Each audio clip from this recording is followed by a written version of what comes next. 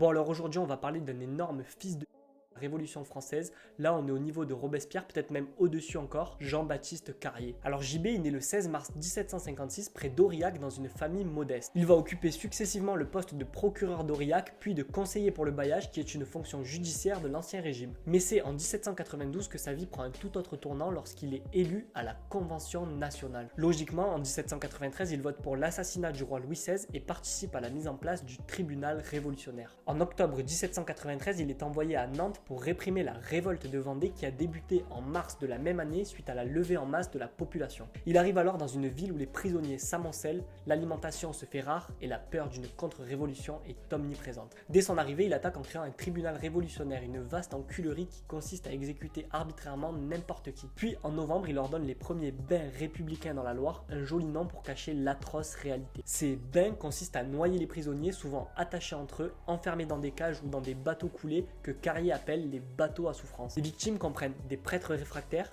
des nobles, des suspects de complot, des femmes, des enfants et même des bébés. Au moins les bases sont claires, la République aura un prix et ce sera celui du sang. Après le régicide, le Ensuite, il va former une unité de miliciens appelée la Compagnie Marat pour exécuter ses ordres. Forcément, une unité qui porte le nom de ce pays restera dans les mémoires pour sa brutalité. En décembre, les noyades continuent à un rythme macabre, culminant dans ce qu'on appelle la noyade de la Loire, où plusieurs centaines de personnes sont noyées en une seule nuit. Carrier continue sa politique de terreur, cherchant à purger Nantes de toute opposition. Mais les prisons restent pleines et la violence ne diminue pas. Il envoie des rapports à Paris dans lesquels il justifie ses actions comme nécessaires à la survie de la République. Il y décrit les noyades comme un moyen efficace d'éliminer ce qu'il appelle les ennemis de la liberté. En février 1794, après des mois de brutalité et une opposition croissante à ses méthodes, même au sein des révolutionnaires, Carrier est rappelé à Paris par le comité de salut public. Pendant quelques mois, comme la République est déjà un ramassis de mange-merde, Carrier continue de participer à la vie politique de la Convention. Mais peu à peu, son influence diminue et il est de plus en plus critiqué pour ses actions à Nantes. Il est finalement arrêté en septembre 1794. Son procès commence le 27 novembre et il est accusé de meurtre, abus de pouvoir et détournement de fonds.